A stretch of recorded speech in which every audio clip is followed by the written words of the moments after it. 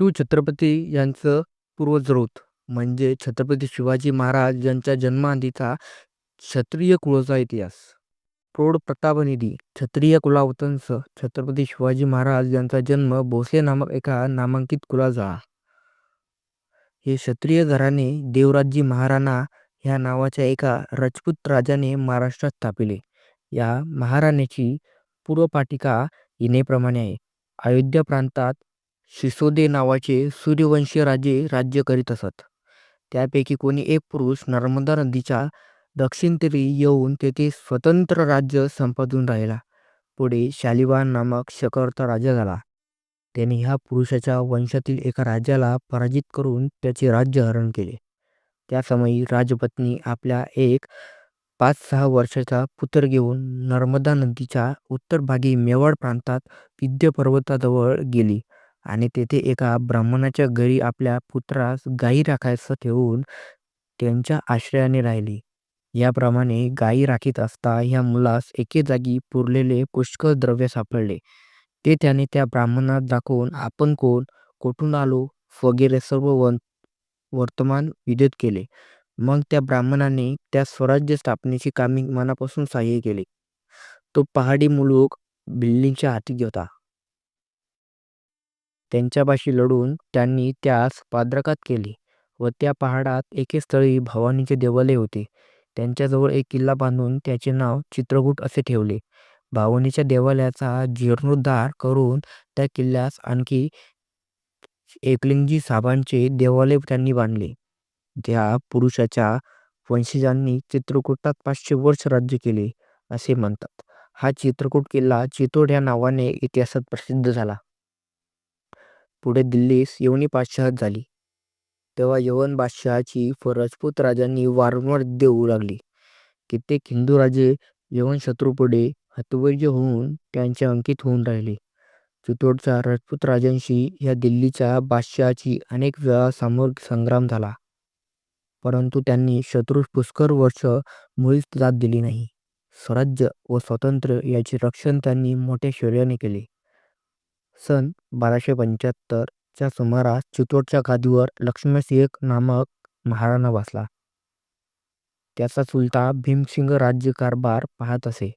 ह्या भीमसिंगांचे पद्मिनी नावाच्या एका अतिलावण्यवती स्त्रीशी विवाह केला होता. ही स्त्री त्याने श्रीलदी पाहून आणली होती असे म्हणतात. या रूपवंती स्त्रीच्या लोकांतर सौंदर्याची वार्ता अल्लाउद्दीन खिलजी नामक एका दिल्लीच्या बादशहाच्या कानी जाऊन चिता अभिलाष त्याने धरला आणि प्रबळ सेनेनिशी मेवाड प्रांतात सवारी करून चितोड किल्ल्यास वेढा दिला. आतील राजपूत शत्रूशी मोठ्या शौर्याने लढले. ते त्यात एक दिवसापर्यंत मुळीच हार गेले नाहीत, परंतु अल्लाउद्दीन काही केल्या वेढा उठविना. त्याच्या प्रचंड सैन्याचा गराडा किल्ल्याभोवती एकसारखा पडला होता. तेव्हा राजाने निरुपाय होऊन असा बेत केला की किल्ल्यातील एकंदर राजपुतांसह शत्रू सैन्यावर एकदम हल्ला करून धारातीर्थपर्यंत पाठवावे. हा बेत त्यांच्या पदरचा एकूण एक शूर राजपुतात पसंत झाला. पण ह्यावेळी राजा असा विचार सुचला की मेवाडच्या सिसोदी वंशाचा समूह उच्चेत होणे इष्ट नाही. तो कायम राहण्यासाठी काहीतरी उपाय योजिला पाहिजे. त्याचे 12 पुत्र होते. ते सगळे समरज्ञात स्वप्राणाची आहुती देण्यास सिद्ध झाले होते. लक्ष्मणसिंहाचे आपल्या द्वितीय पुत्रावर इतराहून विशेष प्रेम होते. या पुत्राचे नाव म्हणजेच अजयसिंह असे होते. त्याला राजाने असे सांगितले की आपल्या घराण्याचे निर्मूलन होणे इष्ट नाही. या वास्तव तू अरवळी प्रांतात केलवाडा म्हणून एक बिकट स्थळ आहे, तेथे पळून जाऊन स्वप्राणाचे रक्षण करावे. हा सल्ला त्या वीरशाली पत्रास पसंत होईना, परंतु पित्याच्या फारच आग्रह पडल्यामुळे हा अजयसिंह निरुपायस्थ पिताज्ञेप्रमाणे केलवाडा येथे जाऊन राहिला.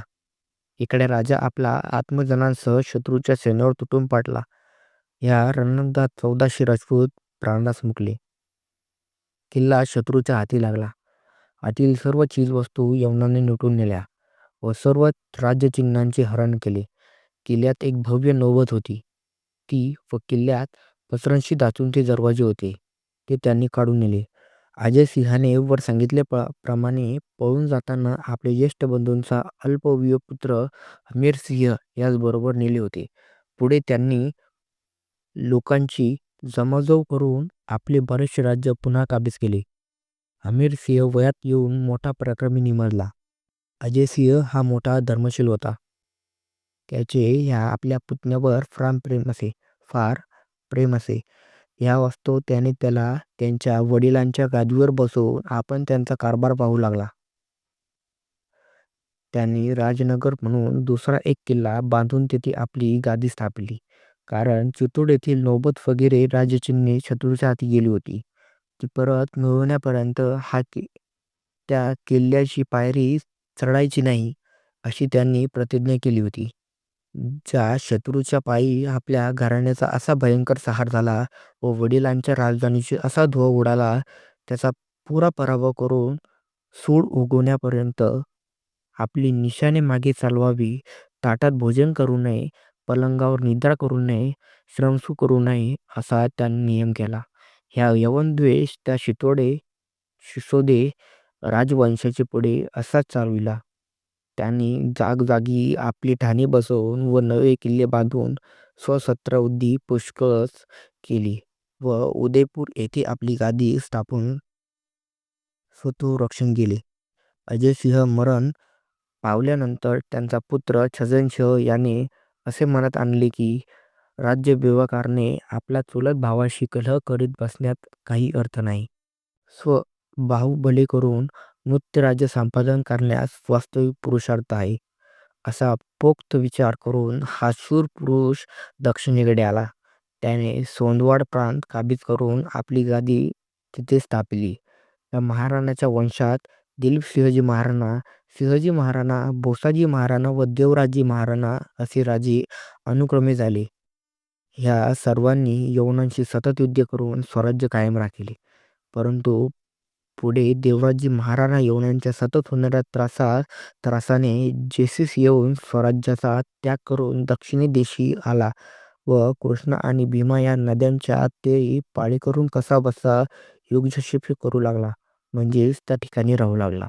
दक्षिणेत आल्यावर त्याने आपले नाव यवन भीतीने पालटले आणि आपणास भोसावंत भोसले असे म्हणू लागला.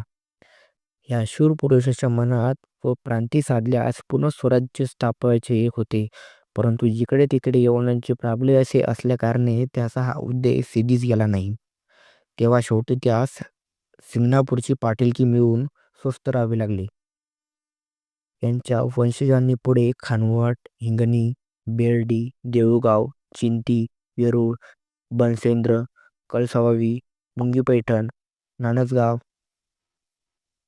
नांदजऊ इत्यादी गावांची पाटीलकी खरेदी केली. या देवराजींची वंश परंपरा येण्याप्रमाणे आहे. इंद्रसेन, सुकृष्णाजी, रूपसिंहजी, भूमिधरजी, दारपजी, बरहटजी, खानाजी उर्फ खलकर्ण, कर्णसिंहजी उर्फ जयकर्ण, संभाजी आणि बाबाजी उर्फ शिवाजी. ह्या बाबाजींचा जन्म सन 1533 मध्ये झाला.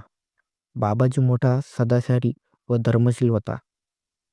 याला मालोजी आणि विठोजी असे 2 पुत्र होते. मालोजी सन 1550 मध्ये जन्मला व विठोजी सन 1553 मध्ये जन्मला. हे मोठे हुशार व सद्गुण निमजले. हे वयातून संसार पाहू लागले असता देऊळगावच्या शेतकऱ्यांचे व यांचे जमिनी संबंधाचे तंटे उपस्थित होऊन त्यांच्याशी त्याने पटेना. या वास्तव ते दौलताबादीजवळ वेरूळ गावी येऊन राहिले. परंतु शेतकऱ्याच्या रडक्या उत्पन्नावर निर्वाह करण्याऐवजी आपल्या अंगची धमक व हुशारी याचे योग्य चीज होईल असा काहीतरी व्यवसाय पाहावा, असे त्यांच्या मनात येऊन त्यांनी सिंदखेडच्या लखुजी जाधवांच्या पदरी प्रथमतः पायबारगिरीचा नोकरी धरली. हा जाधवराव देवगिरीचा यादवांचा वंशज असून सिंदखेडचा देशमुख होता. अहमदनगरच्या निजामशाहीत याला 12,000 सवरण्याची मनसब होती व ह्या फौजेच्या खर्चासाठी त्याला त्या सरकारकडून जहागीर मिळाली होती. त्याचे त्या सरकारास मोठे वजन असून त्यांच्यासारखे बलाढ्य व शूर सरदार त्यावेळी निजामशाहीत फार थोडे होते. जाधवरावाने मालोजी व विठोजी यास मोठ्या आनंदाने आश्रय दिला. प्रत्येकास पासून पगार देऊन शिवाय त्यांची भक्तिभजन करावे असे त्याने ठरवले. ही गोष्ट 1577 मध्ये घडली.